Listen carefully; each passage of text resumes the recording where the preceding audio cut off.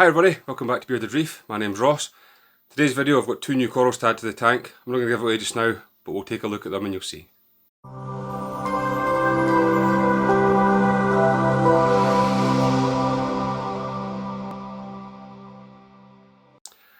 Okay, so welcome back everybody. Thanks very much to everybody who's taken the time recently to join us and subscribe. If you haven't already, if you could subscribe to the channel, that would mean a lot to me. If also you could like the videos, leave any comments you've got, I'll reply to them, that's fantastic. Really do appreciate every one of you that's done that, so thank you very much. Anyway, we'll get started with the video today. So, I've been across to my local fish shop, which is called Ness's Lair. Guy there, Jamie, really helpful guy, brand new. Couldn't actually ask for anything better from a local fish shop, you know, the guys are really good. So, Saturday morning decided, you know what, I'm going to take a drive over, see what they've got. Didn't really have any massive plans to purchase anything in particular. Like I said, recently I have been looking for a torch, so I kind of toyed with the idea of getting a torch, but didn't really know what the guys had in stock. I checked their Facebook page and so on, so I had a kind of rough idea of what was there, but didn't know exactly. So anyway, headed over to Ness's Lair. Like I said, it's about, I think it's half an hour away from me or so. So drove over there, went in and had a look around. Now, they've recently moved premises, so the shop's just been getting set up for all the kind of new tanks and so on they're putting in, so it's not quite finished yet. But if you do live anywhere remotely near central Scotland, I highly recommend paying a visit to Ness's Lair. Couple of new coral tanks I've got in recently, so obviously I was drawn to that straight away. Seen 2 or 3 different pieces of coral that I would like. They are already in the tank here just now. I kind of got them in quickly. I didn't think there was any point in me doing the usual, you know, showing you guys me them dipping them and everything, because you've seen that already. So yeah, I've deliberately kept the kind of blues on here so you can't see them just yet, but first coral that I kind of was drawn to, like I say, I was looking for a torch, so I ended up buying a torch from Jamie at Ness's Lair. So the torch that I got was just your kind of standard Aussie green tip torch. Fantastic pricing structure over there. I mean, the prices are really good. So these torches are priced at £20 per head, which I don't think I've seen torches priced that low before. So, you know, I had to take the plunge on that one. Now, I did only get a 2-headed torch. Like I say, it's not a massive tank that I've got, so I don't want anything too big. Plus the fact that I wanted to make sure I can look after it first. So I've got the 2-headed Aussie torch. I'll show you that in a bit. And we've got something else as well. Now, when I was in there, I was toying with some of the cleanup crew and, you know, looked at some of the sexy shrimps and stuff like that. So I was tempted to get them, but my next coral kind of outweighed all of that. So we'll take a quick look at the torch coral that I've got, and see what that's like, and then we'll come back and have a look at the special one. Okay, so this is the torch that I got. It's just your standard kind of Aussie green tip torch, I believe. Really nice example actually. It's quite a big piece of coral. Now, it was only 2 heads, like I said, it was only £20 per head, so you know, £40 for this torch coral I think is really good value.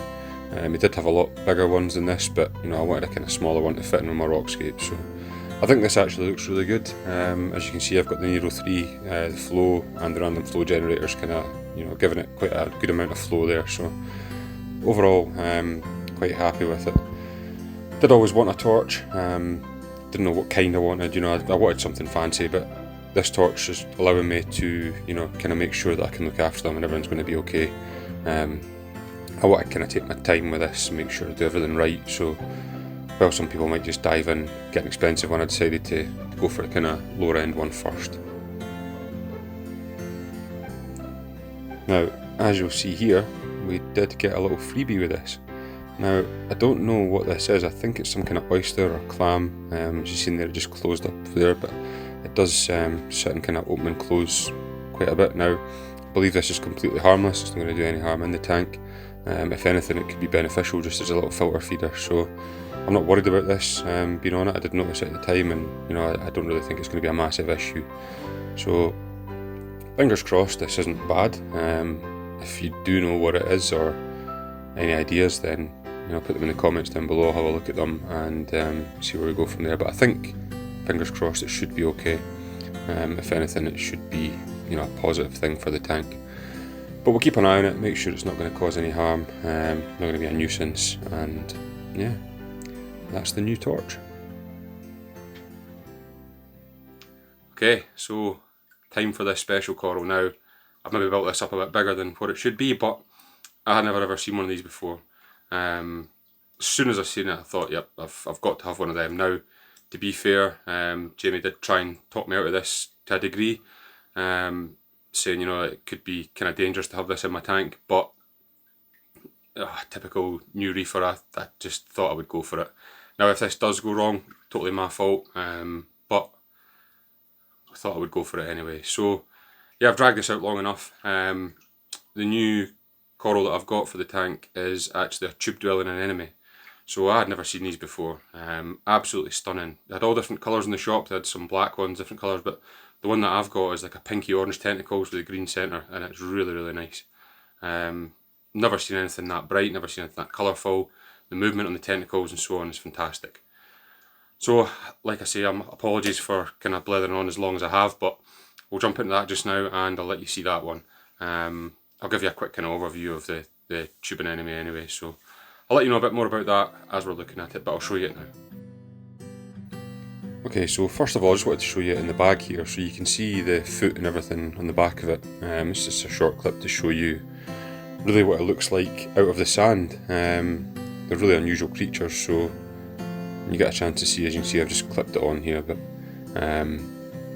this shows you what the actual tube anemone looks like out of the sand. Like I say, something I've never ever seen before, so if I can give you guys a chance to see what it's actually like, then hopefully that'll be a big help.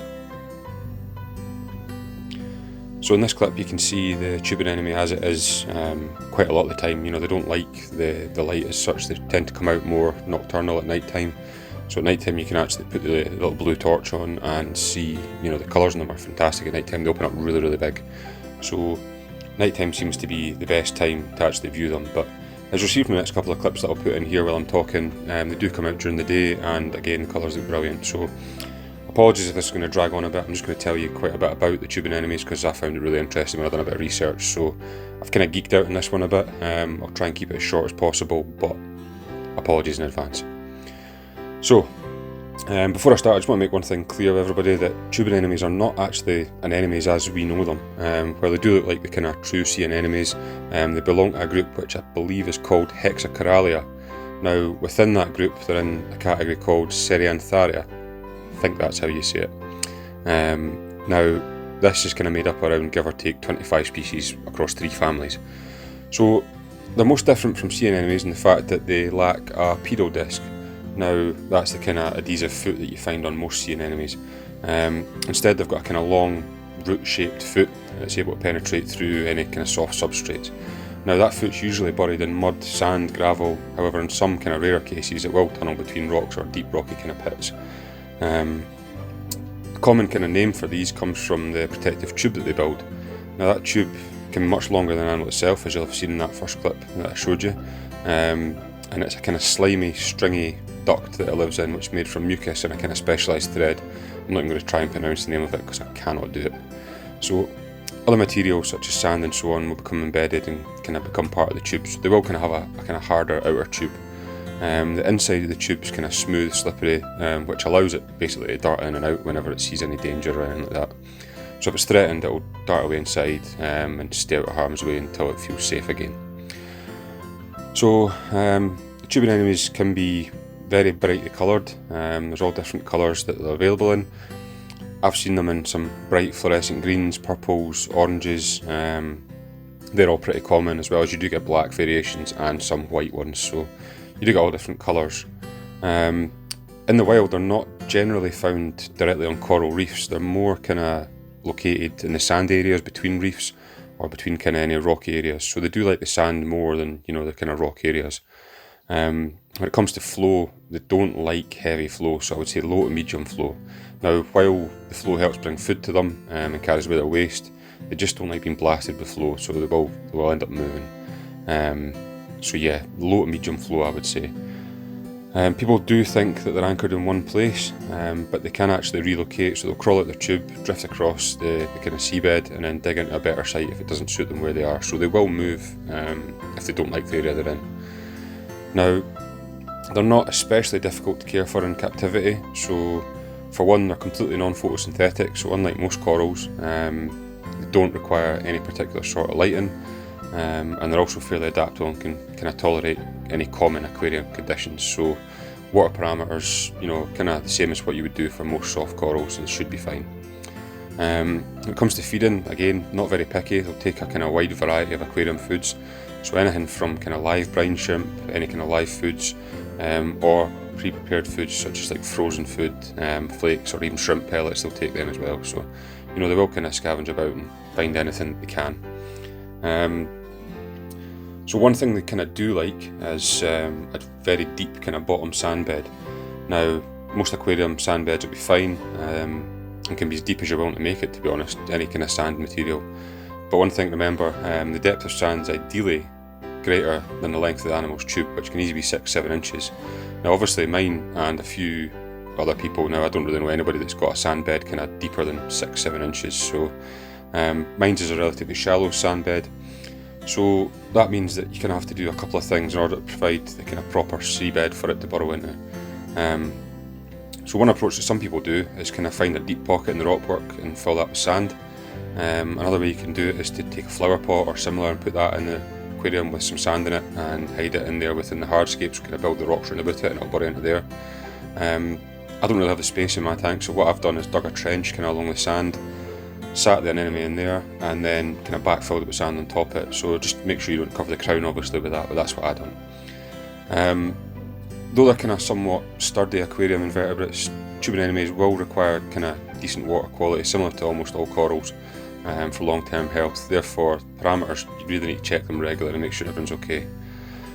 Finally, when it comes to placement, you need to give them plenty of space. Although the kind of strength of their sting tends to be greatly exaggerated by a lot of people, it's actually less dangerous than most anemones are.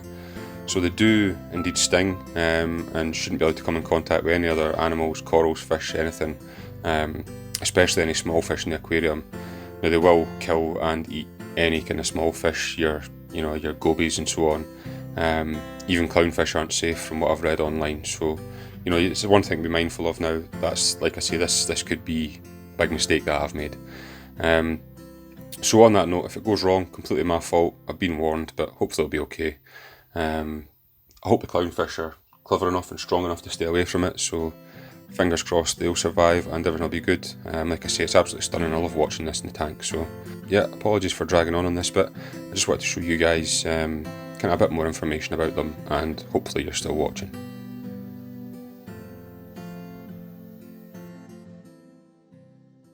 Okay, so there we go. That's the tube anemones in now. Like I say, I've never seen anything that colourful, never seen anything that looks like that before, so I had to buy it. It was only £35, so it wasn't an expensive purchase, but nonetheless, I had to take it. So that was my two purchases from Nessie's Lair. The torch, like I say, £20 a head, and the tube anemone, £35. So not an expensive day out, but really happy with the corals that I've got. Really nice. Like I say, if you could visit Nessie's Lair, it's fantastic. The guys do have the Facebook page, which is kind of the most active one, and the Instagram page as well. Now there is a website coming soon. Depending on when you watch this video, the website might already be live, but that will mean that you can order livestock, fish, corals and so on directly from Nessie's Lair, regardless of where you live. So I think that's going to be a big thing coming. Like I say, the prices are very fair. So if you are looking for any fish or corals, get in touch with Nessie's Lair. The guys will hook you up, no problem. Yeah, so that's where we're at just now. Thank you very much for watching the video. I hope everybody's enjoying the content. If you are, let me know. If you're not, let me know. Anything that you want me to change or do differently, then let me know. After all, I'm making these videos for you guys to see, so anything that you want, let me know. Within reason. So, yeah, thank you very much for watching. Take care, stay safe out there. If you haven't already, if you could subscribe to the channel, that would mean a lot. And check out my Instagram page, which is bearded.reef. Thanks once again, folks. Take care. Bye-bye.